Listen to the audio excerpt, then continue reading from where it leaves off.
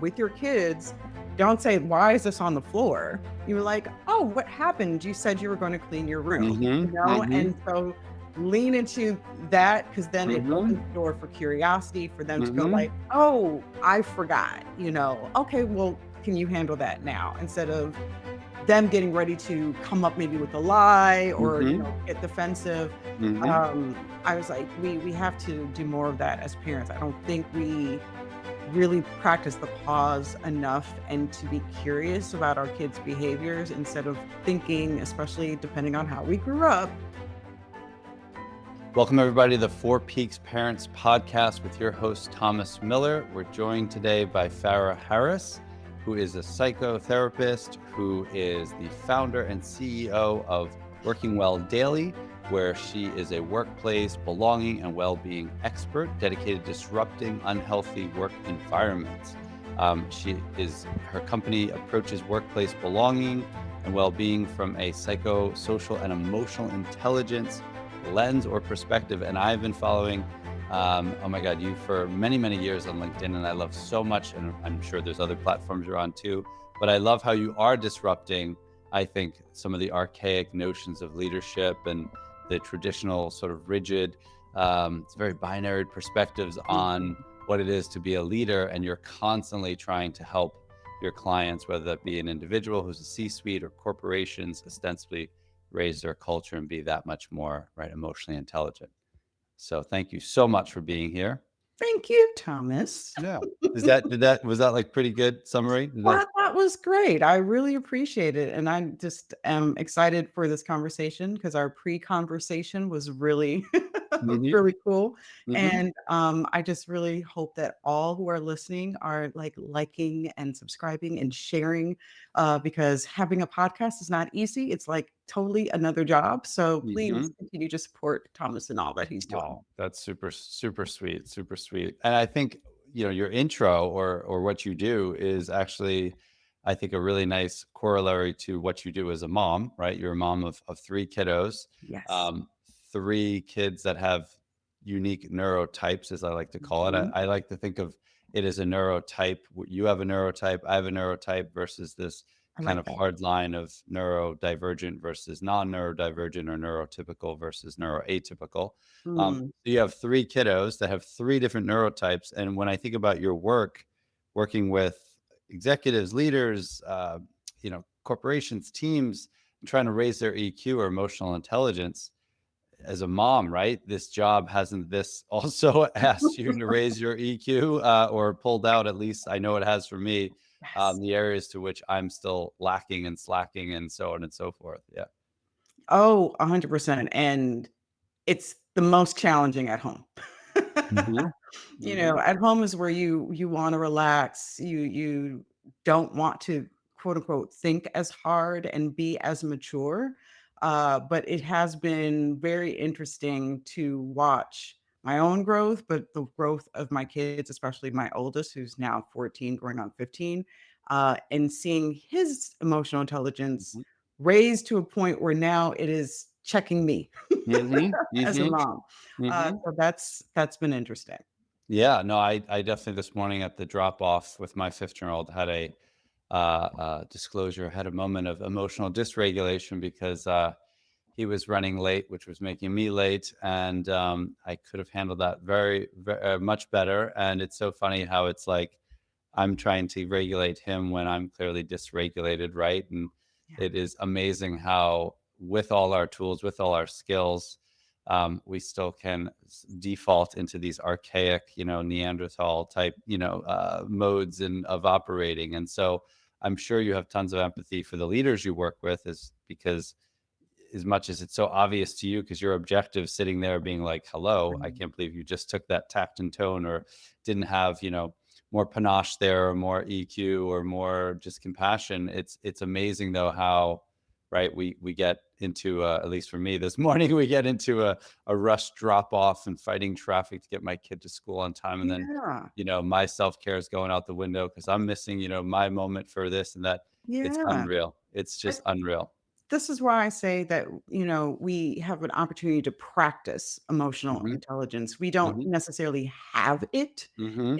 moment by moment is an opportunity to practice it, and either we can have a high EQ response or we have a low EQ Mhm. reaction. And especially with our kids and our partners and our friends, those who are closest to us, it's a mirror of Mhm. what we are or what we're Mhm. not doing right. Mhm. And when we are in like social settings, like the workplace, we're often performing. So Mhm. you're on, and so you're more Mhm. aware of, "Ooh, how is this landing? Mhm. How am I presenting?" Sometimes we're not. Obviously, we have moments where we're falling for Yep. the work Yep. that I do, Yep. but more times than not, we will not always have the best of ourselves show up Mm. with those Mm. who we know unconditionally love us, that there is a level of safety to, in a Mhm. way, act with bad behavior, Mhm. because we know that there's not necessarily gonna be this huge repercussion or, um, retaliation that may Sure. happen when we have our Sure. moments of, like, raising our tone to our kids or, rolling our eyes or Mhm. dismissing our partner and, Mhm. like, "Yeah, but you're still gonna love me," Mhm. where, Mhm. if you do something like that someplace else, Mhm. you're Mhm. not exactly sure what the reaction is gonna be. I love that, and there's so many things I know we're gonna jump into, but just to riff off those 2 things I heard that are brilliant. I love that idea that EQ is not a place we've arrived, like, "I've got it, right? It's mine, ha, ha, ha," right? Mhm. And you're constantly, I think, being exposed for, right, where are the shortcomings, where still is the growth. It's almost like we're becoming, right, more Mm, emotionally intelligent. It's like yeah. the sun is, right? You could chase the sun, but it's gonna keep perpetually sort of, moving away from you as the earth is rotating. I love that, and I also love that piece around if we're not careful, we could be almost nonchalant with our families, right? Because we aren't going to necessarily be sitting in front of HR. I mean, you could. Um, the couch might be HR. I feel like Right. I feel like I feel like the couch has been my employee counseling over the last 20 some 100%. odd years.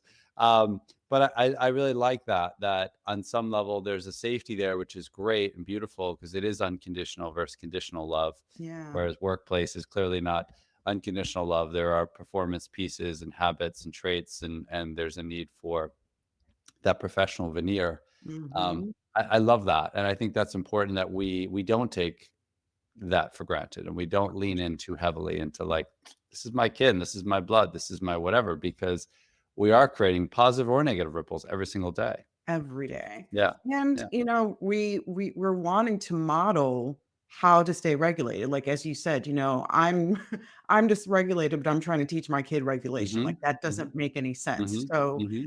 practicing the EQ is really essential so that we can have those moments where I keep saying you can have a low EQ reaction, just make sure you rebound with a high EQ response. Mm. Apologizing is a high emotionally intelligent, practice. Hmm. When you can own your stuff, that's what actually brings the connection, Hmm. where people go, okay, I can trust you because this person's accountable to their stuff instead of deflecting or Hmm. projecting onto someone who's like, "Okay, yeah, you're emotionally immature. I really don't wanna deal with you, so, Hmm. Hmm. our conversation is done here." So it's yeah, that modeling piece is the challenge as parents. I love the low EQ to high EQ. I think of it. There's a one of my earlier podcasts was called Tear and Repair, which is this Mm, idea that if we tear some attachment or tear, let's say, some emotional safety, we can repair. yeah. Another way I think of, and you are way more the expert than me, but way back in a past life when I did do a lot more work with executives, Mhm. was an executive myself, and did executive coaching. I love the model of PI, which was performance identity exposure. And I used to talk all the time, like you could espouse all day long, you're this heart-centered, amazing, open door servant leader. But if you're not performing to that and not creating exposures to that, that ain't happening, Mm. right? And Right. then I used to always say that if you think of like the Matryoshka dolls, the dolls within dolls, even if Mhm. there is a negative exposure within that outer, or the outer exposure, let's say, is negative, you could still create some positive Yeah. exposures, or it could go the other way. There could be, you try to trickle back to its source, and Mm. you did have a social faux pas, but how you handled it and how did you rise and how 100%. did you show, again, the the emotional intelligence or the need to repair, or fell on your sword, or actually did the work, didn't just, speak the corporate whatever crap, Mhm. but you showed up differently the next day. Yeah. That's huge. That's It's huge. totally huge, Yeah. and yeah, and we learn through observation, so we are constantly watching, how people are showing up, watching to see if the environment is safe, looking for patterns, Hmm. so it's one thing where, if it's a lot of repair and recovering of the same thing, Right. Right. then Right. that's a different Right. conversation because then Right. now it's like, okay, is this person intentionally doing Right. this? Or do Right. they really lack the skills of being able to, move beyond whatever it is that they're doing? So that's a different conversation for No, sure. the thing I love about your stuff, and I know we're going to pivot in a second. It's talking about your children and the journeys there, and how there's been helpful diagnostic information, but how you haven't been a prisoner of that, Mhm. around your children's amazing, strengths, weaknesses, everything in between. I love though that piece around calling people out that you do very well in a, of course, tactful way, but you hold up the mirror really well. Mm. At least on all the content I see on LinkedIn. If you're not already following Farah, please do so on LinkedIn. Um, I I think as a parent, it's challenging, which is why my role is hard. I work with parents every day, and I actually do a SWOT analysis with them in the first Yeah. part of the program. We look at, right, where are the strengths, where are the weaknesses, where are the threats, and Mm. what are the opportunities.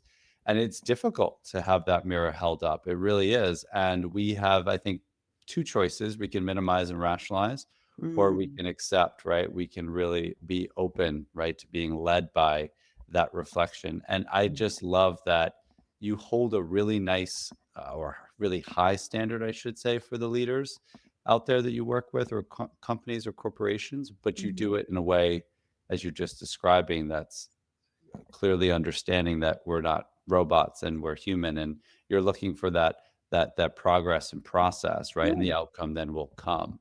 Yeah. I mean, I'm glad that you brought up the mirror because, the bedrock of emotional intelligence is self-awareness. Like that's where it all starts. But what people think self-awareness is, which is like, oh yeah, I know who I am. Hmm. Oh, okay. But Hmm. Hmm. really, for you to have true self-awareness, beyond the, being able to be aware of like how emotions are showing up in your body, like what your body's telling you and all those things, it also requires, what I say is the F word that people don't like, which is feedback. And Hmm. feedback Hmm. is being able to here, this is how you're showing up for me. This is how those words landed on me. Hmm. And you can't truly say, "Oh yeah, I'm a great listener, Thomas. Right. I'm Right. so patient." And I'm Right. like, "All Right. right, let me Right. talk to your kids. Right. Let me talk to your Right. partner and see if they'll Right. say the same thing." And then it's like, "Oh, wait, wait, wait, wait, wait. Well, Right. maybe Right. I could, Right. And it's like, I don't want to hear what you say Right. only. I want to also get the input and the feedback of those who are also experiencing you. 100%. And so really, if you're really wanting to raise your EQ, you have to raise your awareness and be comfortable getting the feedback from people who are just gonna be completely honest Hmm. and objective with you. That might be Hmm. from the loved ones, and it could be a coworker. Hmm. Um, Sometimes it's not even the person you like, but they're very very honest in how they deliver information, and they're not going to, sugarcoat it for you. Yeah. And they're all just, it's just data. Like It's and data. trust me, I've definitely bristled or recoiled or refuted feedback. Actually love feedback, I can say. And of course, per your point, you interview my children, interview my wife, or interview Mhm. the folks in my life that I'm leading or being led by, and that will be the true litmus test. But I actually do love constructive feedback, Yeah. and I'm the biggest fan, because I feel that that person cares enough about how I'm doing today, as well as the ROI of this. And the last thing Yeah. I want is a negative compound effect of a Mm. trait, habit, or characteristic, right? That I could otherwise address today. And that's a really nice parallel for the work I do with families. And of course, what we're going to jump into now with your kids is this idea that if we don't look at, where our kids are today, and again, strengths, weaknesses, Yeah. and neurodivergence is absolutely a strength. However, there is a compound effect if we're allowing a child to isolate on screens and not lean into a social, let's say, challenging environment, or not desensitize or inoculate themselves Right. against anxiety or obsessionality or whatever, or if someone is clearly disconnected to their body and not leaning into their body on the yoga, exercise, mindfulness, whatever side. So we're always taking that information and assessing kind of in real time. And I'd love to hear how, you have three children, two of whom are neurodivergent, and how that you've been able to integrate, right, the diagnostic information. But like we've talked about, and why I wanted you so on the show is that you're not, again, rigidly adhering to some prescriptive, model approach, et cetera. Your children are unique. You speak all the time on LinkedIn about authenticity. Mhm. And so how have you authentically as a mother and allowed them to be authentically themselves while being informed by these diagnostic information and it not being the end all and be all? Great question. I don't know if it's even a slight correction. I think I would add that only one has been formally Okay, thank you. Yeah. diagnosed because he and I both got evaluated at the same time, Mhm. in 2022. Um, the middle child, who is my only girl, has not been formally Mhm. diagnosed. Mhm. I do see traits of Mhm. ADHD, and so for your listening audience, Sure. I have an ADHD diagnosis. Um, Me too. and and my oldest ADHD and also on the autism spectrum. And then our daughter, who I'm not considering getting her evaluated Mhm. just yet, just Mhm. because I'm already picking up parts of her personality where she's 11. Mhm. She likes to be connected to people. She wants to be in the inn. Mhm. She's all these things, but also I see her really wanting to identify with certain things. And so Mm. she was picking up like, well, because I have ADHD, and I was like, who told you that? Mhm. Mhm. Mhm. And trying to make excuses of why she needed, Mhm. fidget things and, Mhm. because I of my stomach, and I didn't know if it was her trying to also have this connection Sure. between, me Sure. and her brother Sure. and her youngest, brother, who is our surprise baby. Mhm. He's 6 going on 7. He's not been formally diagnosed, even though we do have an IEP Mhm. for him. Mhm. He, falls under the criteria of an autistic, Mhm. diagnosis. So there was delayed in speech. I believe when we had his early intervention, it was what is it? DDD, which is a Mhm. growth developmental Mhm. delay, Mhm. was what he was given. Mhm. Um, so I think, she sees this around us, but I Sure. really want her to be able to own her identity without a label. 100%. you know and to lean into these strengths and personalities and characteristics, and then eventually, like, I'm not taking it away from her, but I Mhm. just recognizing the maturity. I'm just not sure if this is the right time, and I'm not seeing it adversely impact her day to Sure. day and how she Sure. shows up. But in terms of the conversation of authenticity, uh I'm also the one that is, like, the chief regulator of our home. Mhm. Mhm. The CRO, that should be a new thing. Yes. You should ask for, like, a bonus. Chief Seriously. regulation officer, Oh and, my I gosh, and need, 4 weeks vacation now, you know and what? Seriously, and it can be that there's a blessing and a burden in that, 100%. I know you can relate to this being in the field, and so there's things that because you've done the academic work, right? And Sure. so, and then there's the intuitive knowledge that you have that you can just Sure. look at what's going on and be like, "Oh, Sure. that's this." And, because before I became a therapist, I was in marketing, I was in the corporate Mhm. space, Mhm. and so, but I've always had this knack with folks. And so it can be tiring and exhausting when you're the one that goes like, Mhm. "I'm doing this because of that, and because Mhm. I know your Mhm. narrative, I know your story," and then it forces you to either choose to not practice emotional intelligence and meet them Mhm. where they are and Mhm. to be Mhm. empathetic, Mhm.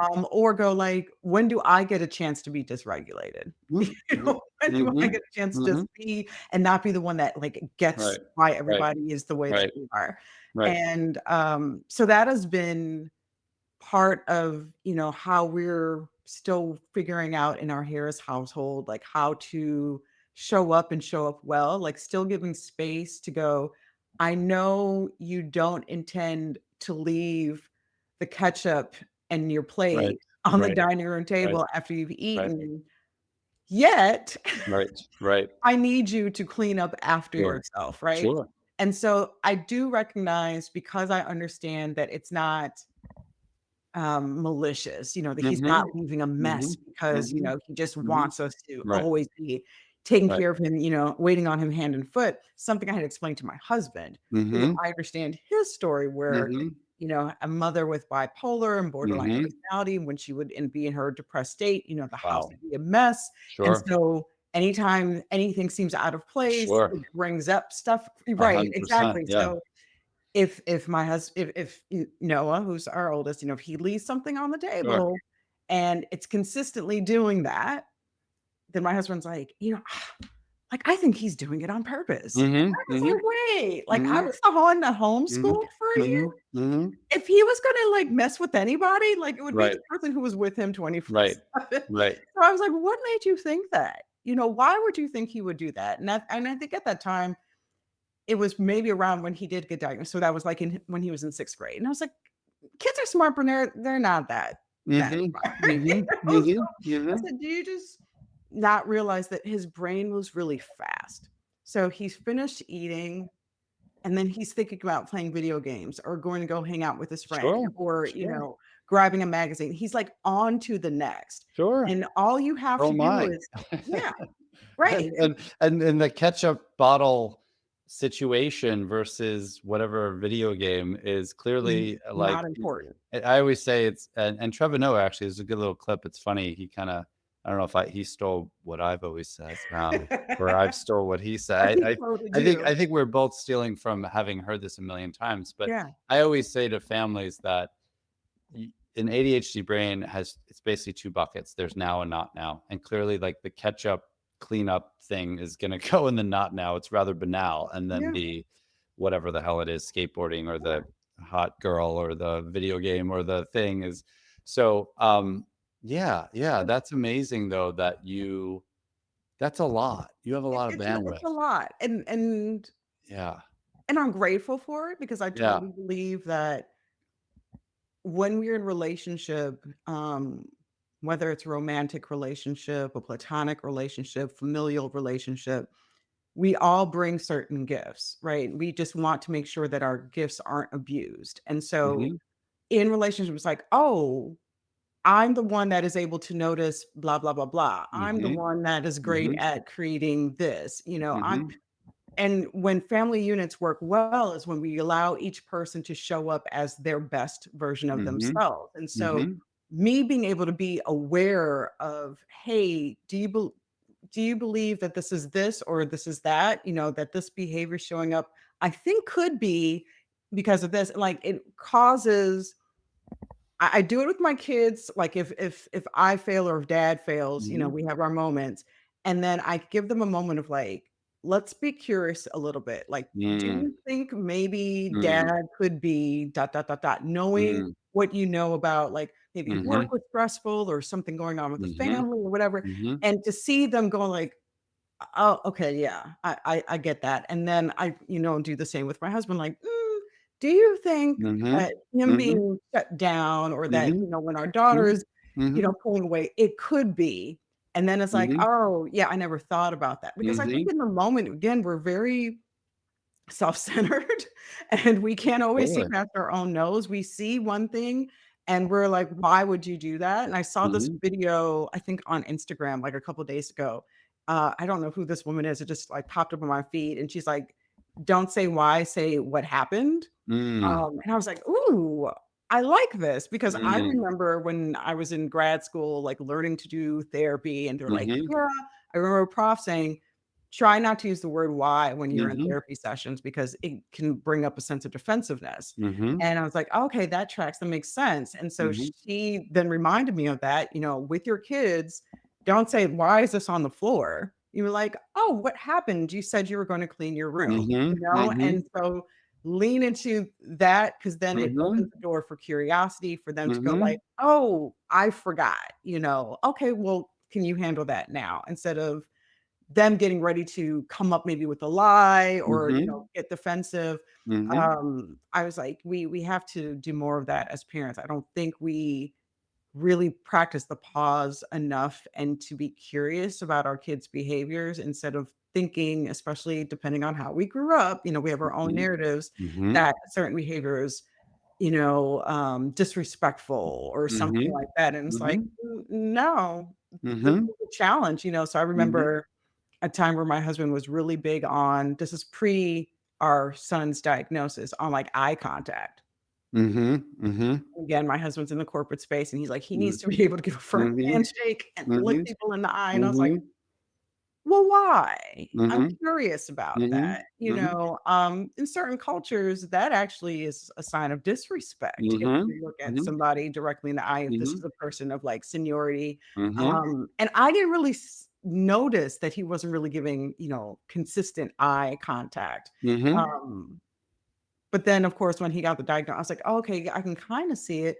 And Sure. so my question for him, now that he's a freshman in high school and he's gone through having to do presentations in middle school and, these Mhm. different challenges, and, he's actually pretty decent as a public speaker. I'm like, Mhm. "Dude, I need you to realize Mhm.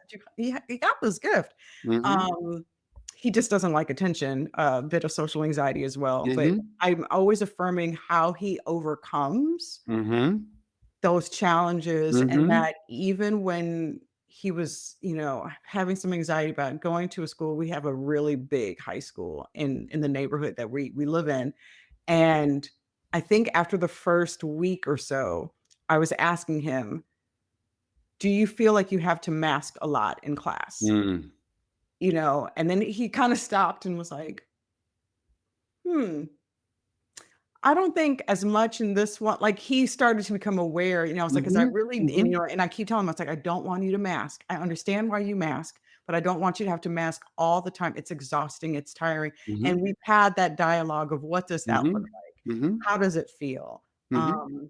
When do you think it's appropriate? Mhm.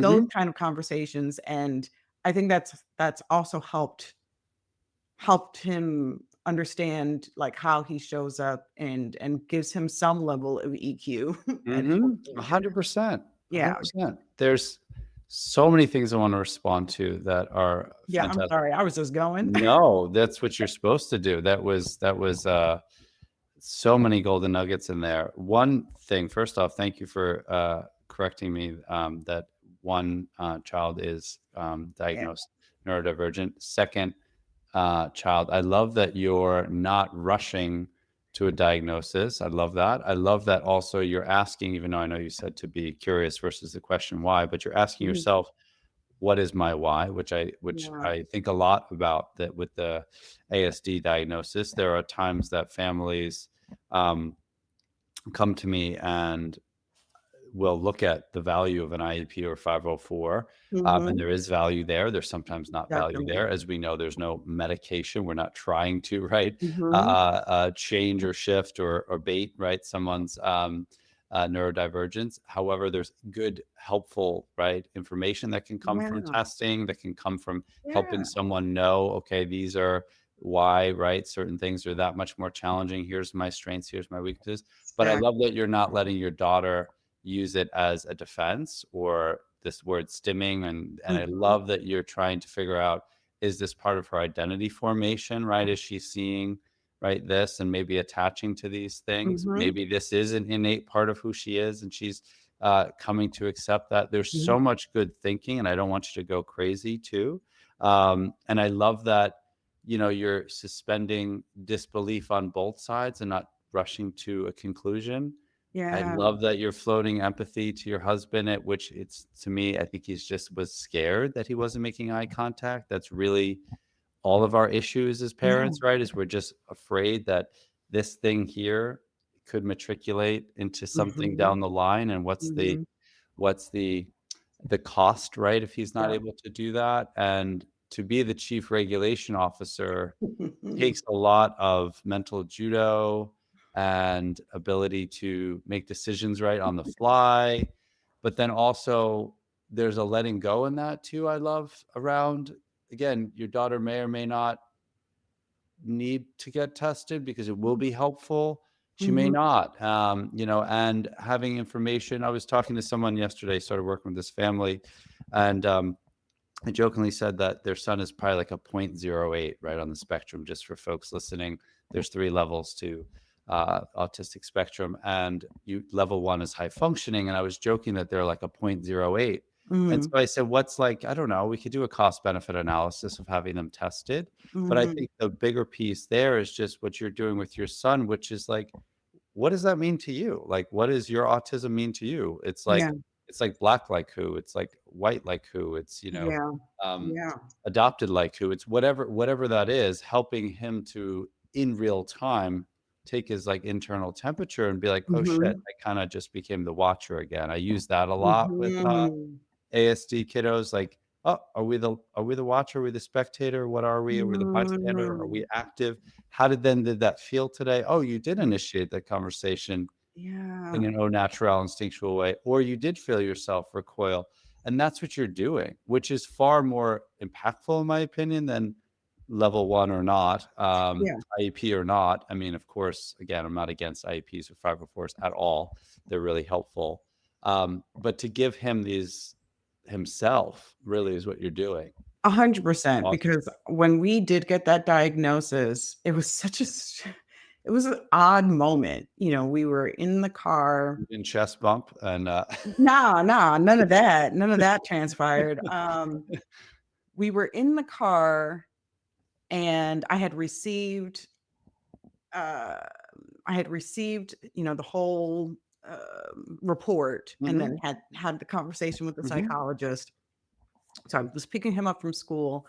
And I said, "Okay, honey, your testing is done." They filled out the report. I sat and talked to the doctors, and the conclusion is that you have ADHD and autism. And he only heard the ADHD part, mm, and didn't have like a mhm, feeling, mhm, good or bad or whatever.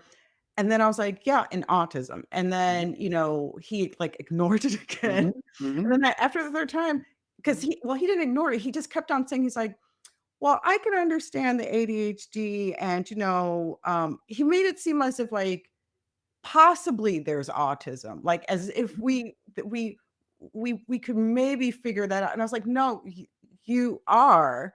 mhm, And he kept making it this other mhm, thing. And then mhm. finally, he broke down in tears, and I was like, "Honey, what does autism mean to you?" Right, right. And especially since, I said our youngest, who we haven't had a formal evaluation, but we Mhm, know that, mhm, mhm, his brain is different, and this is mhm, literally what I've been telling my kids ever since they were little. It's like, "Your brain just works differently." mhm, And I said, "Do you think there's anything wrong with, Zachary?" He was like, "No." And I was like, and then mhm, I mentioned a few other people that we mhm, personally know, mhm, and he was like, "No." And I was like, "Okay, well, I'm just gonna let you sit with that. Like, I'm not gonna try to make you feel, mhm, some mhm, kind of way." But mhm, I just thought it was really curious that he was totally like, "Oh, yeah, okay, ADHD, but autism." And I think it took about a week or so where I was giving examples mhm, of what it could look like mhm, for him in terms mhm, of like, "Hey, when you fill in the blank, that is a bit of that." And he was like, "Oh, oh." So the more that I've kept kind of almost, I guess you could say, back to the mirror now, it's like mhm, holding up a mirror. It's like, when you feel whatever?" And he's like, "Oh, okay." So now it's been 3 years. He completely gets it, mhm, and mhm, it's like, mhm, "Oh, that's just my own idiosyncrasy Mhm. that's Mhm. related to this Mhm. diagnosis. But I think it's back to that self-awareness being the bedrock of EQ. Mhm. Getting that diagnosis for me and getting that diagnosis for him did not necessarily give us an identity. It just Sure. Sure. confirmed Sure. behaviors and challenges, back to your SWOT analysis, Mhm. of why we do what we do, how we could do things better. He does have a 504 plan, not an IEP, Mhm. and it's there to support him for, like, Mhm. test taking or, Mhm. doing Mhm. assignments. Um Yeah, I can't take it. I never finished, it's so funny, I was never diagnosed, with anything, but I go back, I never finished, tests. I don't even know if I finished the SAT, mm, because there was just crazy bells and whistles, you know what I mean? There's too much it's too much. external stimuli, and, if I had been able to pop in, AirPods that had noise cancellation and even put on music, believe it or not, which is Mhm. my preferred way Yeah, of having this little, like, white noise ditto. machine between me and the outside world. Yeah, so, of course, 504s are great and IEPs are great, and I love the piece around taking diagnostic information, because you are a psychotherapist, and of course you know the diagnosis, front and back, but you weren't just like eye to eye gaze and, Right. preoccupation with it. You were like, hey, that thing when you kind of this thing and Mhm, that's hard for you, and mhm. maybe, like, it's nails on the chalkboard for you, or whatever Yeah, his thing is. That's helpful, and then he knows that he gets to no, go in a good way, armed to the teeth with this information, knowing, yeah, hey, this is going to be like a badass moment for me because I'm about to lean in. This is exactly. probably going to require my highest EQ, like you Mhm, talked about, mhm. Like, and he totally gets that the eye yeah. contact, like, now that he's aware of it, he's like, "Oh, yeah, that is a challenge for me." Um So whenever he's had to do a presentation, whenever, like, he mentally knows this is a Hmm. challenge, so this Yeah. is what I'm going to do to address it, and again, making sure that, I'm all about, psychological safety, not just in spaces, but within yourself, and Hmm. so I'm like, Hmm. "Are you safe, and are you comfortable using Mm. whatever tool Mm. to have to do that eye contact? Like, is it taking too much out of you? Or is it something where, I know some people debate the whole exposure, Mm. therapy. I don't have a problem with it. So I'm just saying, Well, like, I would love to know more what the debate is, because I think, of course, anyone can debate anything, but I think sure. if we're looking at it from a rote learning or a fake it till you make it, if that's a debate, I understand that debate. But if I'm, I specialize in many things, but Mm, I've worked with families with kids with OCD, and while I'm not only about what's called ERP, exposure mhm. response prevention, but if you have a fear of, what's called a metaphobia of throwing up, there are many families I have helped children desensitize themselves against that stimulus through what's Mhm. called imaginal scripting, which is repeating a concept that this could happen. Someone could be throwing up near them, even Yeah. watching YouTube videos. So I think when anyone looks at anything, of course, people are always looking for binaries and rigidity around this is the Mhm. end all and be all, or this should be And canceled. that's not But I reality. don't hear you taking a autistic, let's say, approach to, ERP or exposure. I think you're taking a individualized, tailored, Mhm. you and your son approach to being Yeah. like, "Okay, buddy, right? If it is too much, it's okay, check it down. But if you can, right?" Yeah. I mean, And it's like, and I yeah, go. mean, it's like, if you are wanting to build muscle, you're going to have to learn how to consistently Mhm. lift a weight and then add more weight and then add more weight. And so, and we have a relationship that I'm so grateful for, because even Mm. when there's tension, even when there's something that he doesn't want to do, I've been able to get to the point where, I try to rationalize as best as I can and go like, "Hey, this is what's going to happen." Something as Okay, something as silly as, playing outside in, with the what do you call it? With the sprinklers, right? Mhm, mhm, It's summer, they were mhm, they're younger. mhm. my daughter was like, "Oh my gosh, yes," and you get the Mhm. little pool She's out. like Yeah, right. She's like, "Come on now. We're gonna put on the bathing suit. We're about to have fun outside." And Oh, because it's not something we do all the time, it's right. still a little bit novel. Sure. Novelty for him gives I've just ever since he was little, resistance. So I'm like, "Hey, look, we can do this now." No, and his resistance shows up as anger, but I know that's Mhm. not what it is, but, like, Mhm. that is the leading emotion that jumps out. Um, but he's just a s it's a slower move forward for him, and, eventually he'll come out when, of course, we've been already out there for, like, an hour. And Yeah. and then he wants to play, and everybody's like, "Dude, I'm done." Like, Right, we've we're been in the sun, we're hot, we're whatever. right. But he then and, he'll find something that he enjoys, and he'll just repeat it over and over again because he's realized now this is safe. And I've, so I've had to tell him as he's gotten older, whenever I'm challenging him to do something novel, I go, "When have I ever been wrong?" Mm. And it's not one of those like, mama's always right kind of thing, but Mhm. it was like Mhm. one of those things where like, okay, we're gonna do data, Mhm. then, we we're gonna do data. And the data is every single time I've asked you to do something, you've found joy. Mhm. Like, Mhm. you and then he kinda has this little smirk that starts and he's Mhm. like, Mhm. "You're right." And I said, Mhm. "Okay." So, Right. whether it's like trying out for the golf team or Mhm. whatever, and, he'll be, "I don't understand. Why are you making a big deal?" And then he tries out for golf, and now he's like, maybe I like golf more than I like basketball." Mhm. Wow, look Mhm. at that. Who would have thought? Well, I think what's hard there, which I've definitely done, and a lot of the families I work with have done, is when you've been, let's say, emotionally abused. Let's say you have a loved one who could be bipolar, could Mhm. have been in active addiction. Now they finally go to AA or NA.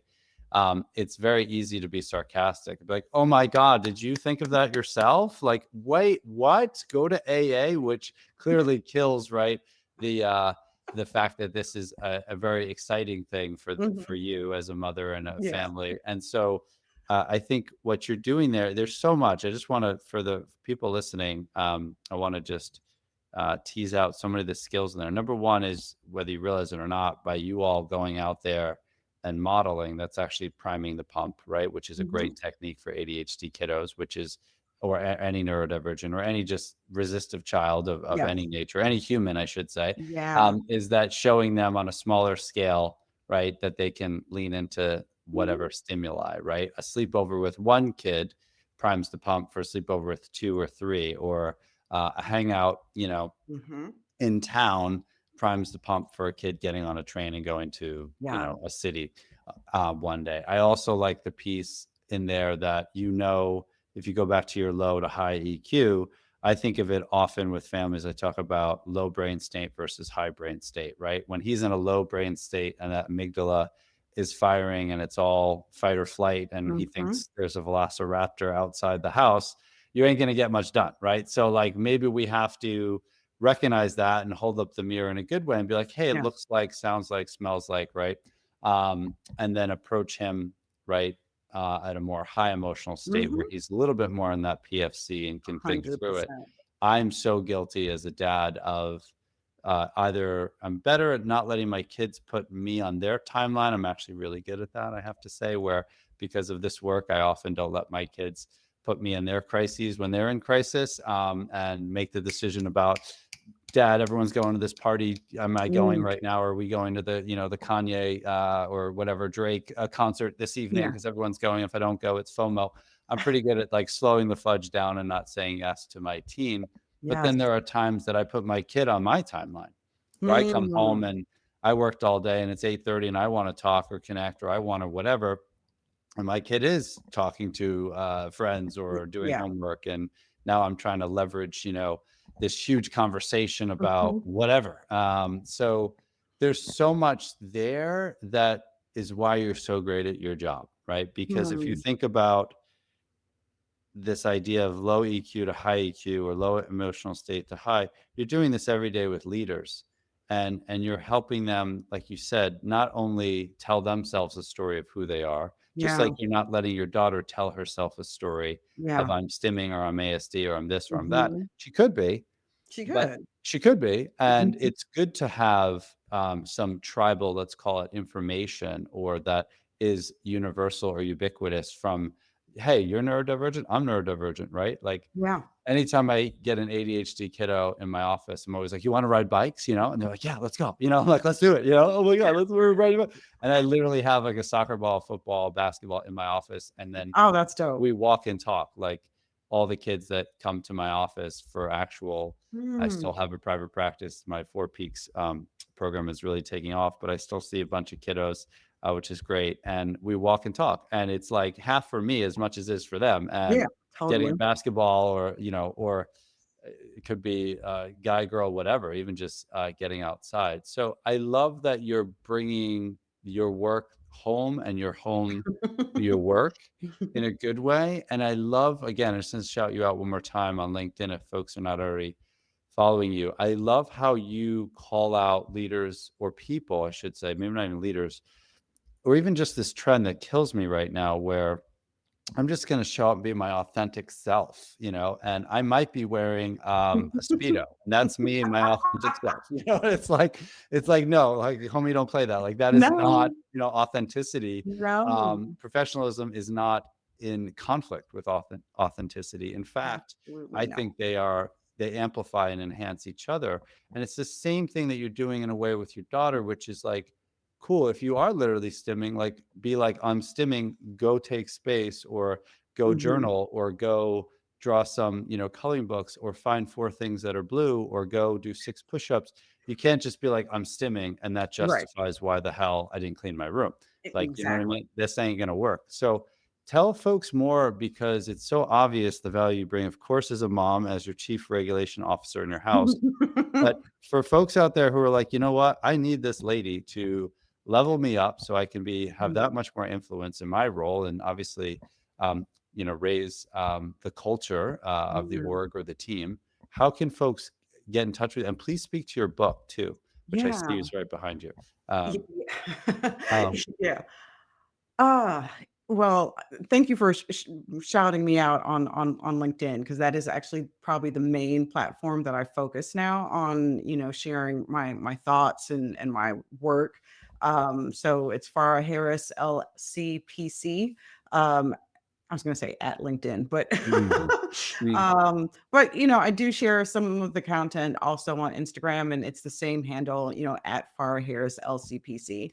Uh, if you want to learn more about the work that I do in my company, it's workingwelldaily.com. And I am also the author of the book, The Color of Emotional Intelligence, Elevating Our Self and Social Awareness to Address Inequities. It came out in May of 2023, and it is, delivering that was like delivering a 4th mhm, child. mhm. I'm So, sure. I'm writing a sure. book isn't easy, but the thing Mhm, is that it is a living entity, so it's mhm, been exciting to see it grow and me grow through it still. Um, just especially hearing the feedback from readers or listeners, because it is also available on Audible, um, of not just recognizing what EQ is in black and white, but also being able to recognize like, "Oh, yeah, there is color there." My mhm, own lived experience, my own cultural background and mhm, identity mhm, actually colors how I use the skill set, and that's mhm, the premise of the book. And so when we all have that ability to be aware of why we use EQ the way that we do, why we show up the way that we do, because mhm, we understand our narratives, we recognize, the stories that we tell ourselves and do better by it, right? Like, not just to say, "Oh, I've always been this way," mhm, but mhm, to be able to go, "I show up this way because I had a very rigid father and mhm, a very mhm, passive mom, and mhm, that makes me show up in this way, and I don't like it because it has, mhm, adversely impacted my mhm, relationships.